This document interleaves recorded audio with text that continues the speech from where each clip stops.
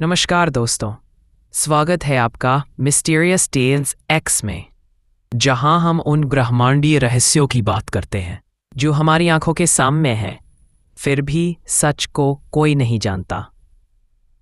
आज की कहानी हमें ले जाती है ब्रह्मांड के सबसे नज़दीकी और सबसे रहस्यमयी पड़ोसी के पास, चांद के।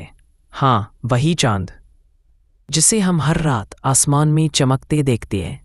लेकिन क्या आप जानते हैं, हमने उसका सिर्फ आधा चेहरा ही देखा है। चांद का एक हिस्सा ऐसा है जो कभी पृथ्वी की ओर नहीं मुड़ता। वो हिस्सा हमेशा अंधेरे में छिपा रहता है, मानो कोई राज वहां छिपा हो। इसे कहते हैं the dark side of the moon. अरबों सालों से ये हिस्सा हमारी निगाहों से ओझल है।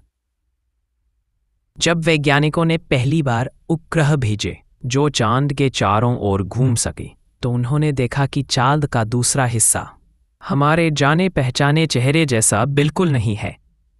जहां एक तरफ हमें समतल मैदान और सी ऑफ ट्रैंक्विलिटी जैसे क्षेत्र दिखते हैं, वहीं दूसरी ओर हैं गहरे गड्ढे, ऊंचे ऊंचे पहाड़ और ऐसी दरारें जो किसी पुराने घाव की तरह दिखती हैं। नासा ने उसे the far side of the moon कहा, लेकिन कुछ लोगों ने उसे नाम दिया द फॉरबिडन साइड, यानी प्रतिबंधित चेहरा। क्यों? क्योंकि इतने सालों के बाद भी उस हिस्से की साफ और स्पष्ट तस्वीरें बहुत कम हैं, और जो है वो भी सवालों से भरी हुई। 1968 में जब अपोलो 8 मिशन के अंतरिक्ष यात्री पहली बार चांद के पीछे गए, तो हर बार जब उनका यान उस छिपे हिस्से के पीछे जाता, पृथ्वी से उनका संपर्क पूरी तरह टूट जाता। पूरे 45 मिनट तक न आवाज न सिग्नल, बस सन्नाटा। जब वे फिर से पृथ्वी की ओर लौटे, कमांडर फ्रैंक बोरमन ने रेडियो पर कहा, good to see you again Houston. लेकिन उनके एक और बयान की चर्चा हुई। उन्होंने कहा था कि उन्होंने एक चमकती रोशनी देखी थी जो उस तरफ से आ रही थी जहां कोई सूरज नहीं था, पर वो हिस्सा कभी सार्वजनिक रिकॉर्ड में नहीं आया। बाद में अपोलो N के अंतरिक्ष यात्रियों ने भी कुछ अजीब सुना, एक तरह की स्पेस म्यूजिक, अंतरिक्ष से आती रहस्यमयी आवाजें। नासा ने कहा ये रेडियो इंटरफियरेंस था, लेकिन क्या सच में? और जब अपोलो 11 ने चांद पर लैंड किया और कुछ मिनटों के लिए उनके रेडियो सिग्नल गायब हो गए। दुनिया भर के हैम रेडियो ऑपरेटर्स का दावा है कि उन्होंने उस दौरान नील आर्मस्ट्रॉन्ग की आवाज सुनी, जो कह रहे थे, These babies are huge, sir. They are watching us from the edge of the crater. ये बहुत बड़े हैं सर, वे हमें गड्ढे के किनारे से देख रहे हैं। क्या यह सच था या किसी ने कहानी गढ़ी?